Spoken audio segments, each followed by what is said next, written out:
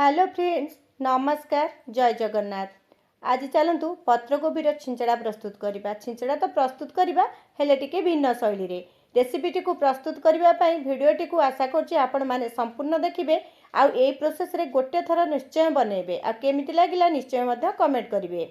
एठी देखंतु पत्रकोबी को मु प्रथम रे धोई नेथिली तापर ताकू पतला पतला करी एठी काटी नेछि। पत्रकोबी काटी नेला परे चलंतु रेसिपीटी को एबे आमे स्टार्ट करबा। कड़ई रे गोटे चमच पाखापाखि सोरिष तेल दबा। तेल गरम होला परे काटी रखिथिबा पत्रकोबी को दबा। एठी मु पत्रकोबी को भाजिकी प्रस्तुत करछि। आपण चाहिले डायरेक्ट मध्य पत्रकोबी को न भाजी प्रस्तुत करि परिबे, किंतु भाजी देले तार टिके स्वाद भल आसीबो। एठी आवश्यक अनुसार बा अल्प टिके लूण आ अल्प टिके हळदी देई आमे एठी कोबी को 2-3 मिनिट पय टिके भाजी नबा। टिके नरम हे गला परे आमे कोबी को गोटे प्लेट को काढी दबा। एठी देखंतु पत्रर क्वांटिटी टिके कमी गलाई आ पत्रकोबी टिके नरम हे गलानी। एबे आमे ताकू गोटे प्लेट को काढी नबा।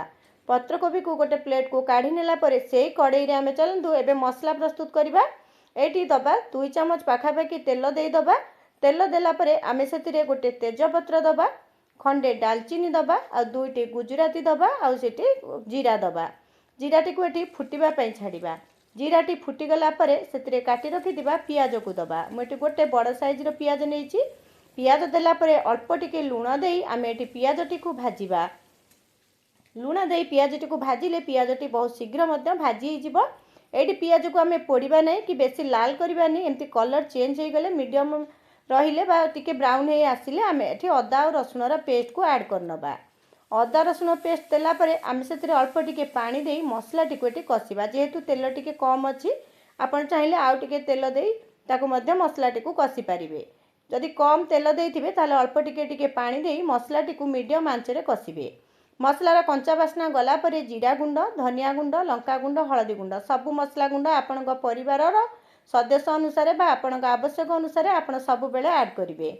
एठी देखंतु अल्प टिके टिके पानी देई मसला को कसी नेली। तापर एठी 2टी छोट साइज रो टमाटो थिला ताकू देली। आउ आवश्यक अनुसार आमे एठी लूण दबा। मसला टिको गोळेई नबा आ मसला टिको एठी बा टमाटो टिको एठी सिजिबा पई छाड दबा। टमाटो सिजिबा भितरे आम मसलाटी मध्य भल भाबरे एठी कसी हे जिवो। ए कसिबा समय रे मु आपनको बारंबार कहूची गैस रो फ्लेम को मीडियम रे रखी कसिबे। मसला कसी हे गलानी। गोटे आलू को मु छोट छोट काटी ताकू टे भाजी नेइतिली ताकू मध्य देली। आपण चाहिले आलूटी को एठी स्किप करि परिबे। तापरे 2-3 मुठा मसूर डाली को एठी धोई कि मु ऐड कली। आज हां मु मसूर डाली सहित घांट टिके प्रस्तुत करची। आ मसूर डाली सहित घांटटी प्रस्तुत कले खाइबा पई बहुत भल लागे। तापरे भाजी रखिथिबा माछ को दबा। माछ को देई माछटी को एई समय टिके भांगी नबा आ डाली मसला सहित भल भाबरे आमे एठी कसी नबा। घोड़े घोड़े मसला को 1-2 मिनिट कसी नेला परे आमे सेतिरे दे दबा भाजी रखिथिबा बंधाकोबी।